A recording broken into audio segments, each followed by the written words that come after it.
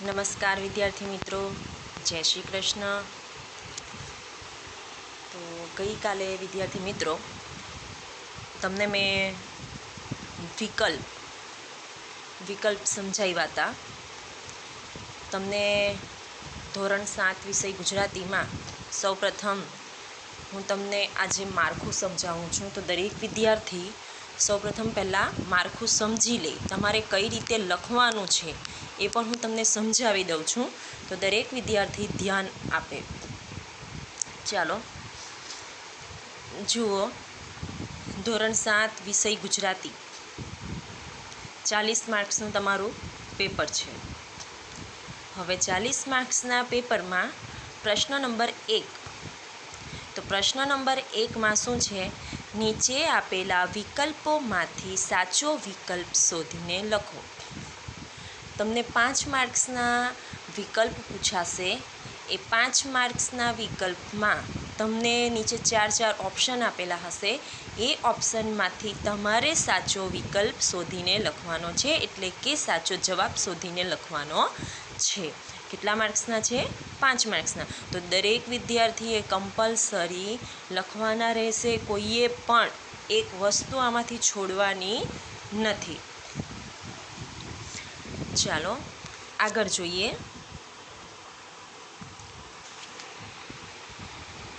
પ્રશ્ન નંબર 2. નીચે આપેલા પ્રશ્નોના એક વાક્યમાં ઉત્તર લખો. તો એક વાક્યમાં ઉત્તર એટલે શું? કે જે નાના નાના પ્રશ્નો છે, એક વાક્યમાં જે જવાબ આવે છે એને એક વાક્યના પ્રશ્ન કહેવામાં આવે છે. તો નીચે આ જે પ્રશ્નો છે એ તમારે કેટલા વાક્યમાં લખવાના છે? એના જવાબ એક જ વાક્યમાં જવાબ, એટલે કે ટૂંકમાં, એકદમ ટૂંકમાં જ હોય. એક વાક્યમાં જ જવાબ હોય ને નાના નાના પ્રશ્નો હોય છે. તો આ પણ તમને 5 માર્ક્સના પ્રશ્નો છે. અને બધું જ તમને તમારી જે બુક છે ગુજરાતીની, તો સ્વાધ્યાય અભ્યાસમાંથી જ બધું પૂછાશે. તો દરેક વિદ્યાર્થીએ ગુજરાતીની બુકમાંથી તૈયારી કરવાની રહેશે. તમને મેં આગળ પ્રશ્ન નંબર 1ના વિકલ્પ તમને કીધા છે. તો એ વિકલ્પ પણ તમારી ચોપડીમાં જે આપેલા છે એ જ તમારે વાંચવાના છે. બીજા કોઈ એના સિવાયના કોઈ વધારાના પ્રશ્નોત્તર વાંચવાના નથી. હવે જોઈએ આપણે આગળ પ્રશ્ન નંબર 3. નીચેના પ્રશ્નોના ઉત્તર ટૂંકમાં લખો. નીચેના પ્રશ્નોના ઉત્તર ટૂંકમાં લખો એટલે કે આ જે પ્રશ્ન છે એ પ્રશ્ન તમને થોડો મોટો પૂછાશે, 2 માર્ક્સમાં પૂછાશે. એવા તમને 5 પ્રશ્નો પૂછાશે. કેટલા માર્ક્સના છે? 10 માર્ક્સના. એટલે 5 પ્રશ્નો એ 10 માર્ક્સના છે. એટલે એક પ્રશ્ન તમારે 2 માર્ક્સનો થયો. આથી તમારે 5 પ્રશ્નોના જવાબ લખવાના છે. કોઈએ પણ પ્રશ્ન છોડવાનો નથી. બધા જ પ્રશ્નોના ઉત્તર લખશો તો જ તમને અહીંયા માર્ક્સ મળશે. ચાલો વિદ્યાર્થી મિત્રો આગળ જુઓ. હવે પ્રશ્ન નંબર 4. પ્રશ્ન નંબર 4નો અ. નીચેની કાવ્ય પંક્તિ પૂર્ણ કરો.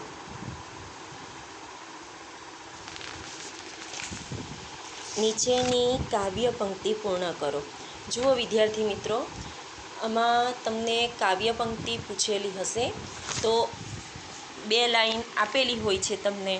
તો તમારી એ કાવ્ય પંક્તિ આખી ઉપરની એક લાઈન હોય છે, પછી ડેશ કરેલું હોય છે, આગળ પણ ડેશ કરેલું હોય છે, અને પછી છેલ્લે પંક્તિ લખેલી હોય છે. તો એ જે અધૂરી પંક્તિ છે એને તમારે શું કરવાની છે? પૂર્ણ કરવાની છે. આખી કાવ્ય પંક્તિ તમારે લખવાની હોય છે. આખી એટલે કે આખી કાવ્ય પંક્તિ બુકમાં છે એ નથી લખવાની, પણ તમને જે પૂછવામાં આવેલી છે એ પેરેગ્રાફ તમારે આખો લખવાનો હોય છે. તો 3 માર્ક્સની કાવ્ય પંક્તિ છે. દરેક વિદ્યાર્થીએ કાવ્ય પંક્તિ પણ વ્યવસ્થિત રીતે લખવાની છે. કોઈએ પણ કાવ્ય પંક્તિ છોડવાની નથી. આગળ જોઈએ આપણે પ્રશ્ન નંબર 4નો બ. નીચેના વાક્ય કોણ બોલે છે અને કોને કહે છે તે લખો. સૌપ્રથમ તો પહેલાં હું તમને એમ કહું છું કે જે તમે લખો છો પ્રશ્ન, તો પ્રશ્નની સૂચના, દાખલા તરીકે અહીંયા જોયું કે નીચેના વાક્યો કોણ બોલે છે, કોને કહે છે, તો તમારે સૂચના તો કમ્પલસરી લખવી જ પડશે. તો તો ખબર પડશે ને કે આ સૂચનામાં શું કીધું છે.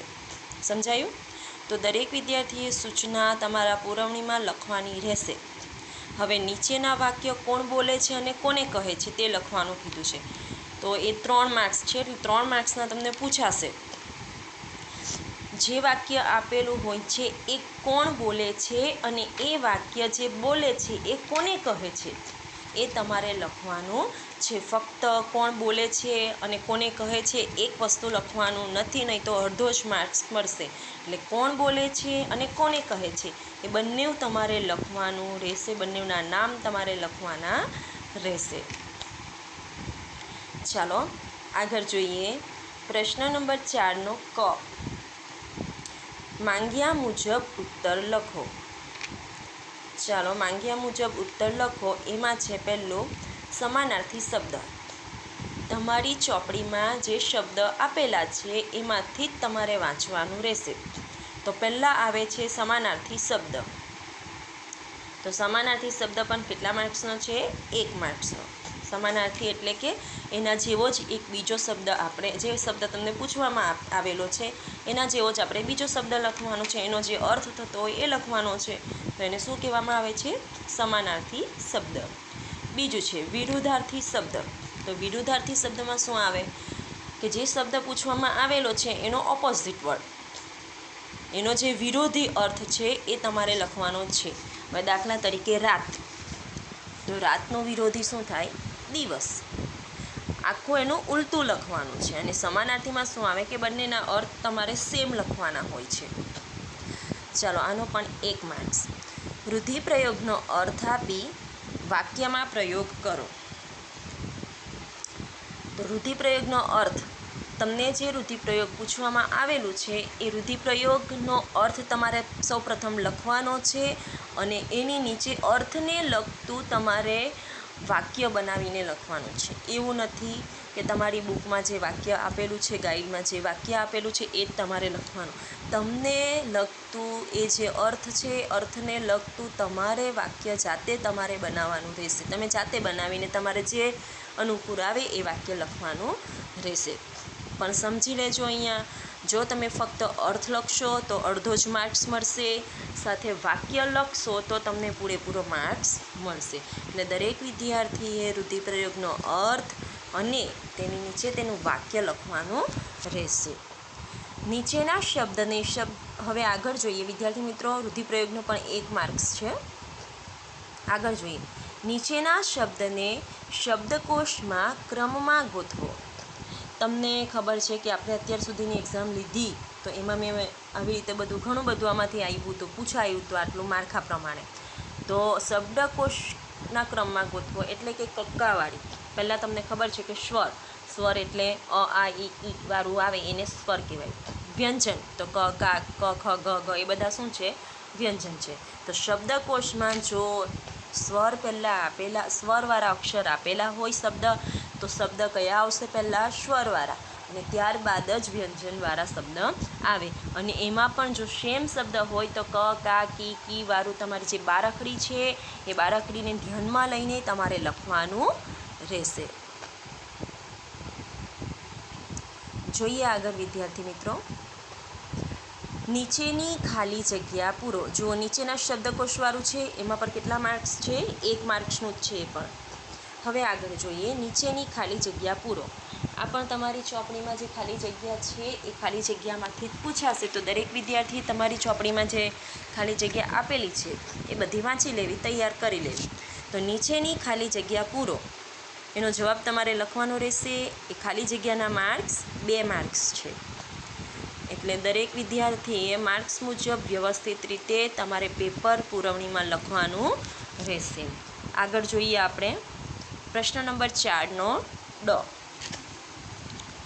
નીચે આપેલ નિબંધોમાંથી કોઈ પણ એક નિબંધ લખો.